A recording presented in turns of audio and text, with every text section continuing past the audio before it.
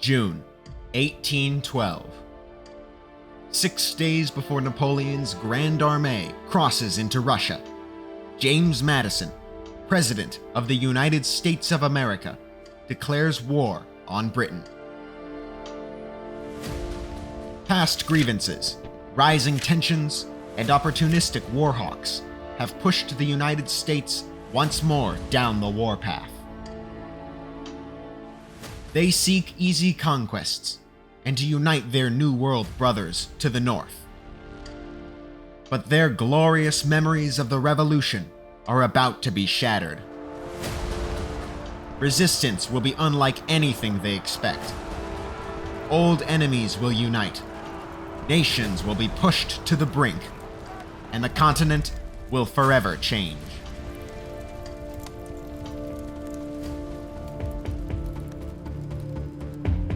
In North America, historically, the United States occupied much of the West at this time. However, in this wargame, the Northwestern Confederation, under Tecumseh, remains in control, after successfully driving back William Henry Harrison at Tippecanoe. This has major consequences in the years ahead. Native presence in the West is far stronger, hindering the expansion of U.S. settlers. The successful stand of the Confederacy also encourages Britain to invest more heavily in the defense of Canada, seeing a possible power balance between the three nations. The defeat also strengthens the U.S. militias. Instead of resting on their laurels, large reorganization efforts, headed by the talented Winfield Scott, mean the U.S. militias are far more capable and willing to fight. The United States Army is also more heavily equipped, and a boom in the popularity of buckshot among frontier settlers, in response to more active Native American raids, means that any invasion of the U.S. will be far more challenging.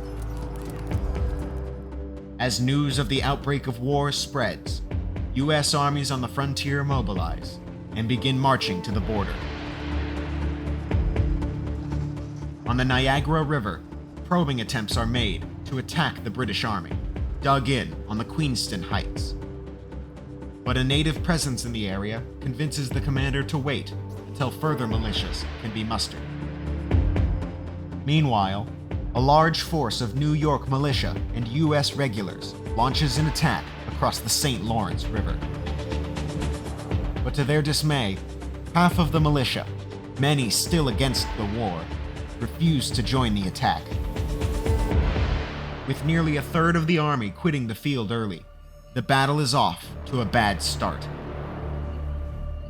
Nevertheless, the U.S. Army pushes on, slipping across the river unopposed and forming for battle with the British Redcoats. It is a disaster.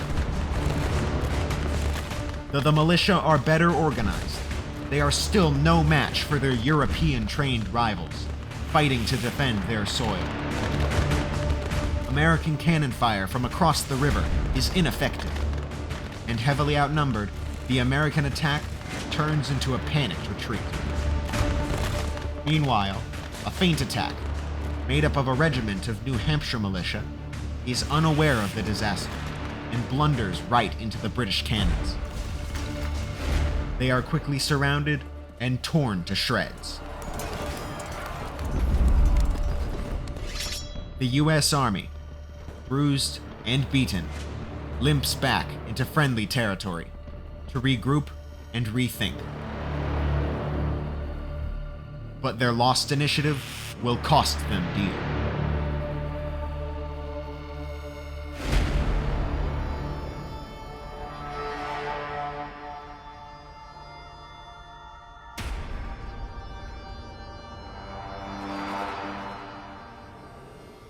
While the fiasco in the north unfolds, the war spreads across the frontier. 3 forts line the border with the Northwest Confederacy, but a lack of funding and overestimation of their protection leave the frontier outposts dangerously exposed. Emboldened by the victory at the St. Lawrence, native bands rally and attack U.S. positions. The garrison at Fort Harmar is scared into abandoning their position, giving up the fort without a fight. At the Niagara River, a joint British and native attack is launched against the growing U.S. militia. In dense woodlands, the militia hold their ground. Buck and canister shot prove devastating to the closely packed ranks of the British regulars. But when a band of 200 native warriors charge the guns, they catch the crews off guard and sweep the position, forcing the Americans to retreat.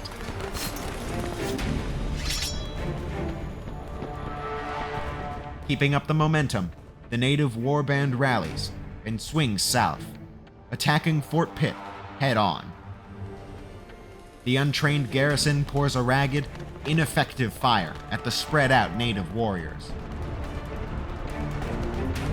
Indians scale the fort walls, and vicious hand-to-hand combat breaks out. Many of the U.S. militia do not have bayonets, and the speedy hatchets of the young warriors quickly cut through their ranks. The militia soon break, handing the natives a second vital fort and their third victory that month. But a storm is brewing in the heart of Kentucky. At Fort Washington, a large frontier army is being assembled. But before a battle can happen, Tecumseh offers a truce. While the war on the frontier has raged, a British expedition into Maine has met with unprecedented success. The once thought to be impassable wilderness of the North has been breached. Huge swaths of land fall to the British, who grow day by day thanks to Loyalist reinforcements. Though much of the territory conquered is unsettled, the brother of the Governor of Canada convinces Parliament that this is a huge victory, and to send reinforcements to aid the stunning success. With the armies on the border growing, it appears the US will lose the arms race if it continues to be tied down in the West. Tecumseh knows that Britain will just as quickly subjugate his people if given the chance. So, in exchange for Fort Washington, both frontier armies pack up and march. Destination: Quebec.